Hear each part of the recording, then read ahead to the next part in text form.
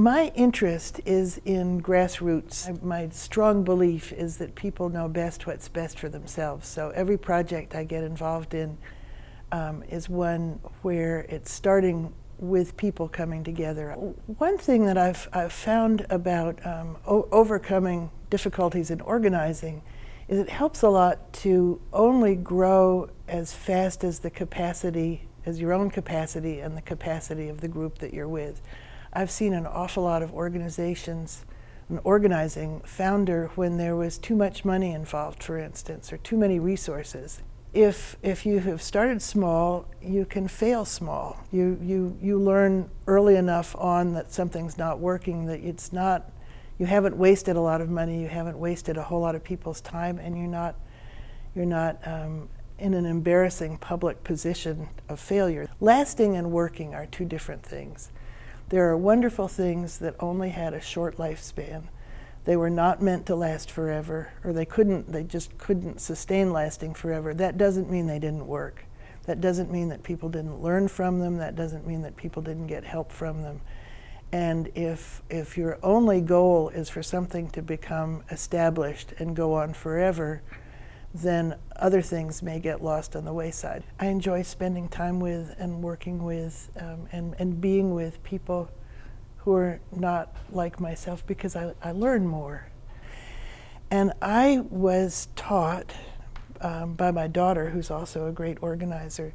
She said, you have to be transparent about yourself. And so if you're going to lead the meeting, you need to say who you are so people know what you're coming there with.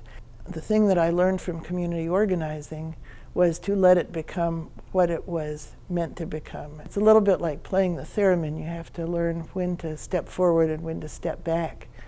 But the need for not only fresh food in the neighborhood, but a need for people, an outlet for people to have an income, a supplemental income, was obvious and important.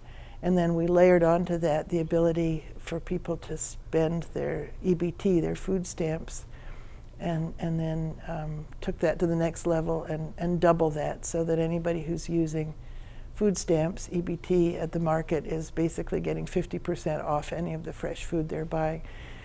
Free speech is something that we all say we believe in. We learned that in civics class in second grade, but it means something different to different people, and we forget the hearing part of free speech, that you can speak freely as much as you want. It doesn't matter if people don't know how to listen. If we don't know how to listen to each other, we have a big stake in creating the platforms where that can happen. And sometimes it's as simple as more sidewalks. Sometimes it's as simple as making everybody feel welcome in a public space.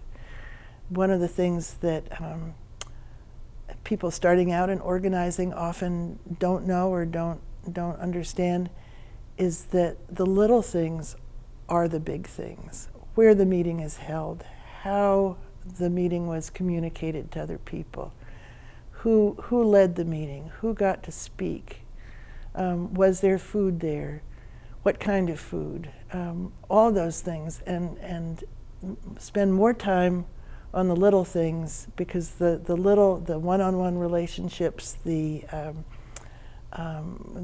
sense of belonging carries into the big things.